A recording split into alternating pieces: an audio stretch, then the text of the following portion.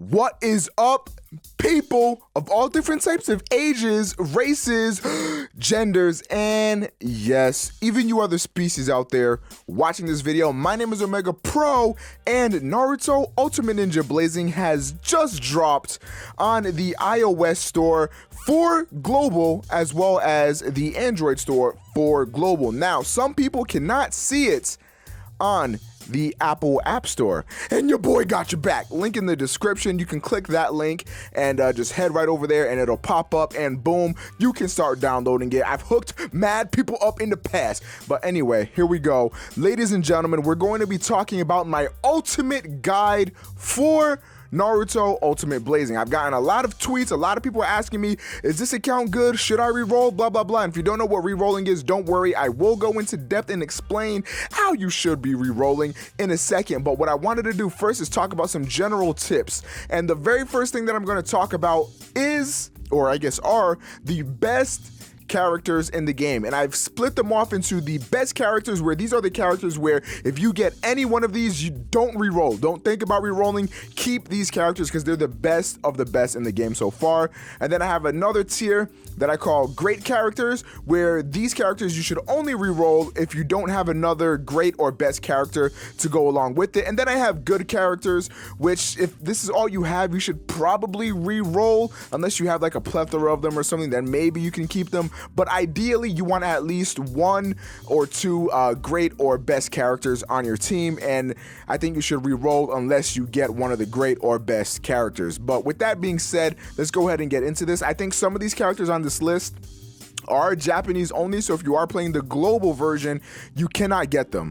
And I just wanted to give a huge shout out to the Naruto Ultimate Blazing Reddit. I will have their link in the description as well, so that way you guys can head over there. That's where I got my initial impressions about the game and stuff, and I kind of made this list my own little flavor from what I've experienced. Okay, so first, apparently the best character in this game, I guess this one's only Japanese because I haven't seen it myself yet. Granted, the game just came out, so he could possibly be there, just extremely rare, but that's going to be Zabuza, the Silence of Madness card. Now, if you want to check if this is the Zabuza or whatever other character you have, once you look at your character's card art, if you look on the side, it should say the little tagline, and if it says Silence of Madness, congratulations, because you have the best character in the game. And in global, I know for a fact this is the best character, Gaara Sand Defense. I've used this from a few of the little friend systems that you can use in the game, and I've borrowed a Gaara before, and his range is insane. That's what makes him so goddamn good, is his range covers just almost the entire map. You can probably hit every single unit on the map, and what might be even better is that your teammates can also get into that range, so that way you can double up with Gaara and hit anybody else in that range, so that way you can get double, maybe even triple attacks out of it. So really good. One of these Kakashi's I think is Japanese only. I'm not 100% sure, but if it was, I would say that this one is, which is the Kakashi Hatake Hidden Left Eye, which is slightly better than the Kakashi Copier of 1000 Techniques, or I guess the game calls it 1K Techniques. So if you get a 5-star Kakashi, then keep it. By the way, you can only pull 5 stars. You can only upgrade your characters to a 6-star, so you're not going to be pulling a 6-star. So if you do get a 5-star card, that is the best kind of pull that you can get. The next best card will be Naruto #1 Maverick. And then right after that will be Sasuke Uchiha Lone Survivor. And then, of course, to global, brand new, just came out today, the day I'm recording this video, Haku Frozen Heart. So those are going to be your best characters. These are the characters that are the top of the top. Out of all these characters, I have used the Kakashi and the Gaara, and I can say, my fucking god, these units are absolutely ridiculous. So if I see anybody that pulls a Gaara or a Kakashi, keep it. Just fucking keep it. It's goddamn amazing. You will not be disappointed.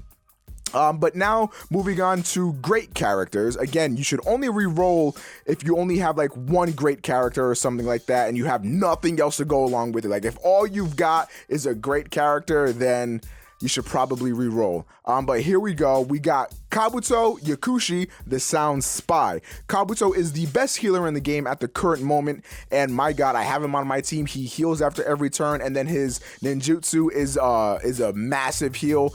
Definitely a great unit to have, even if he's only on the back line, so you can only switch him in when you need to go in and heal up. If you are doing co-op, it is recommended that you have one of the 3 healers, which I'll get into here in a second.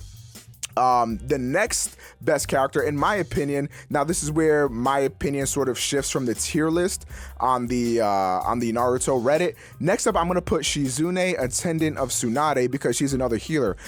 Playing this game, I have found that a healer is essential if you want to tackle some of the harder missions, or even do some of the events and stuff. Like if you do co-op or something, a lot of people will kick you out if you don't have a single healer on your team. So I would say that this ranks Shizune a little bit up higher because she is so necessary to have, or any healer is just necessary to have in general. Next up, we have Shikamaru Nara, the lazy guy variant. Now, this unit is goddamn insane. He has great range, and what's even better is his ninjutsu. He might be the only one in the game, I'm unsure, but he can actually stun the opponent. Granted, it also locks his movement, so Shikamaru can't move either. But what's super cool is that once the ninjutsu is done, Shikamaru will be free before the enemy unit will be free, most cases. So it's very, very useful if you're fighting a really tough opponent. And this is especially useful for co-op, so you can lock an enemy down and then have your stronger units go in while the character is immobile.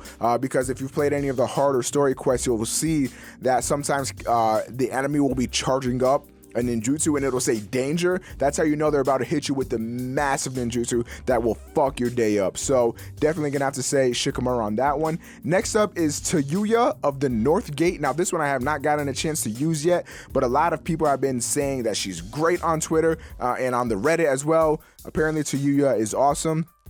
This next one I can definitely speak for, and that's going to be Neji Hyuga in Unchangeable Destiny.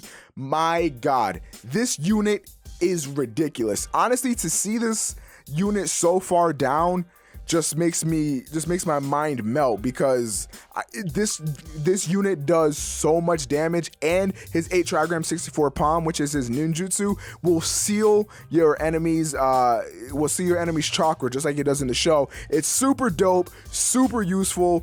This character hits fucking hard as hell. That makes me fear all the other characters that the Reddit has put above him. I did see a Haku in action during a co-op mission, but the Haku didn't really do that much. So I don't really know. Maybe it's because my Neji is a little bit more leveled up and that Haku was level 1. That could be the case. Next up, we have Kirumaru of Eastgate. Right after that, we have Hinata Hyuga, Nice Girl. She actually performs a barrier, which is super useful, and it kind of lasts pretty long. It lasted longer than I would think that it would. So this will protect your teammates near you in a barrier form, and the barrier moves along with Hinata, which is super cool. Next up, we have good characters, so you should re-roll if this is all you got. You have no other great or best characters to combo with. We got Jirobo of Southgate, Orochimaru, The Horror Returns, Jiraiya, Enter the Sage, Hiruzen Sarutobi, the Third Hokage, and Kisame Hoshigaki, Monster of the Mist. The only one here that I've used is Kisame, and maybe it's because I don't have him leveled up, but he doesn't really seem to hit too hard, and his ninjutsu doesn't really seem that good, so I'm not really sure why he's so high up there, but he is, so maybe I just have to level him up and I'm pretty stupid.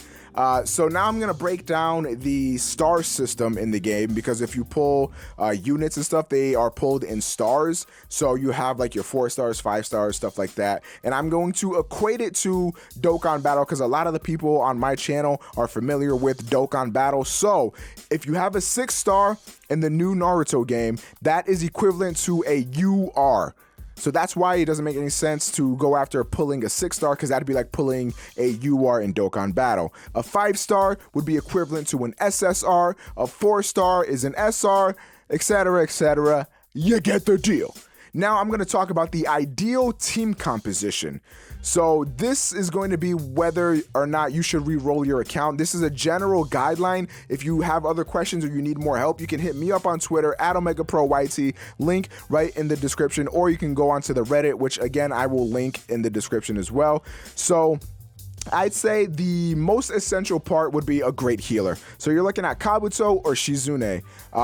Those are going to be the cream of the crop best healers. These are the ones you should have, Kabuto being slightly better than Shizune. And then in conjunction with that, just a Shizune or a Kabuto is not going to be enough to carry your team, because yeah, you can heal, but what are you going to be healing if your team isn't damaging anything? So you need that to go inside. Hello. You need that to coincide with a great or best character that I listed earlier.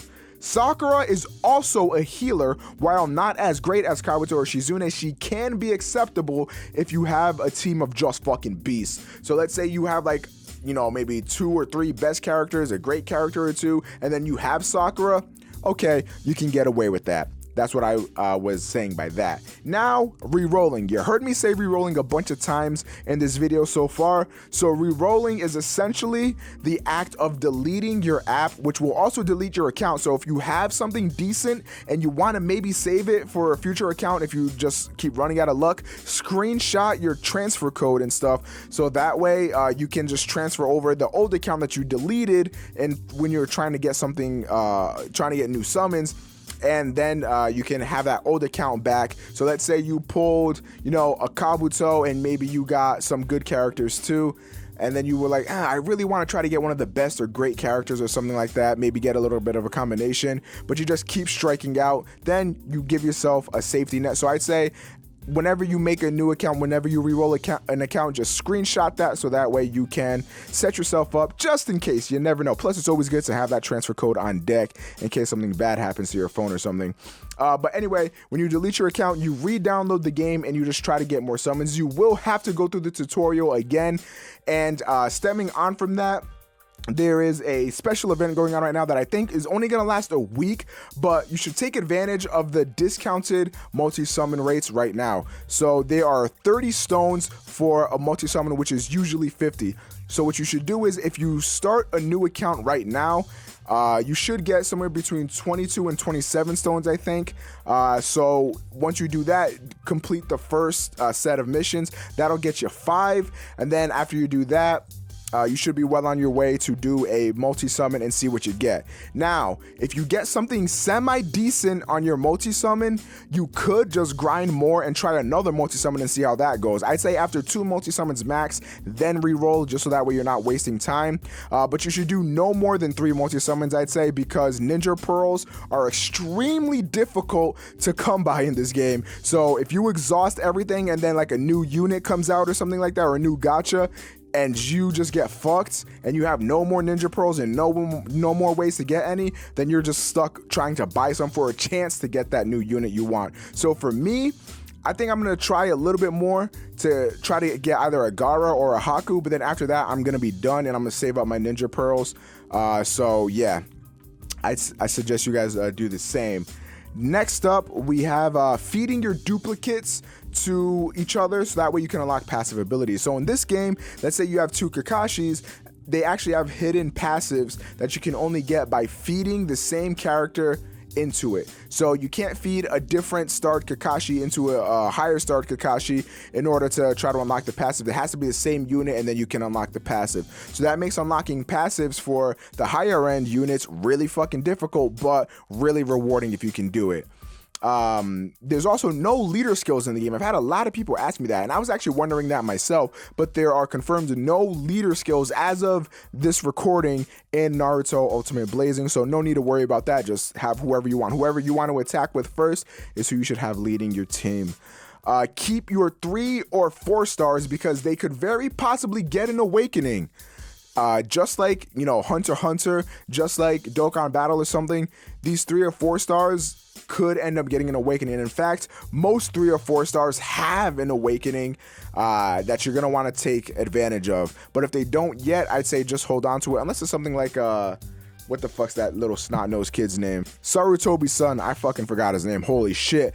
I need to brush up on my Naruto. But unless you get something like that, then I'd say you can actually probably use those, which I'm going to talk about right now, alongside scrolls and ramens and those other like low level characters. They can be used to level up some of your units in the enhancements menu in the team tab. So right on the bottom there's the team tab. You go into enhancements and you can use scrolls, ramen, as well as other characters to enhance your units, so that way you get them to a higher level, and once you get them to max level you can of course awaken them. And to perform an awakening you need to have a special item depending upon the specific unit that you have, but it usually requires some sort of an awakening scroll. And then my last tip for this video, because it's getting kind of long, is co-op can make story and emergency missions a lot easier. I would definitely recommend trying out co-op, though it could also make it a lot harder. Like one time we had this Choji on our team and we had full health. I just healed us up with my Kabuto, and then instead of attacking and finishing off the boss, he went to go grab the health item that just fucking spawned, and then the enemy wiped us out and I was so fucking mad. Anyway, I digress. If you have a few friends, I highly recommend making a room and playing some co-op. Co-op takes no stamina out of you if you're joining the room. Now, if you make the room, I think that's when it actually takes up your stamina. But if you're just joining a co-op mission, you don't take stamina. That's why I'd say you need to have like a healer or something, because you got to think about it. If you fail that mission, there's nothing lost on your end, but the host ends up getting fucked because they use their stamina just for you to, not provide anything to the table. So unless you have something really powerful like a Gaara or a Kakashi or any of the best characters in the game right now, I would say either don't join co-op or just wait until you get a healer or something, because people will probably kick you out. And plus, you don't want to be a dick, do you? Anyway, this has been me, Omega Pro, with my ultimate guide to Naruto Ultimate Ninja Blazing. If you guys have any questions at all, leave them in the comment section or follow me on Twitter and hit me up. If you want to know if you should re-roll your account, you can tweet me at Omega Pro YT and I'll give you a free consultation, or you can head over to the Reddit. Those guys are dope. Let's help that community grow because it's pretty small right now. The game just came out, so let's get that booming. Word of Metro. Anyway, I'm Omega Pro. Hope you guys are excited for more Naruto Blazing on this channel. If you have any other kinds of videos you want me to make about Naruto Blazing, let me know in the comments down below as well. Anyway, I'm out this bitch. Hope you all have a great time playing you some Naruto.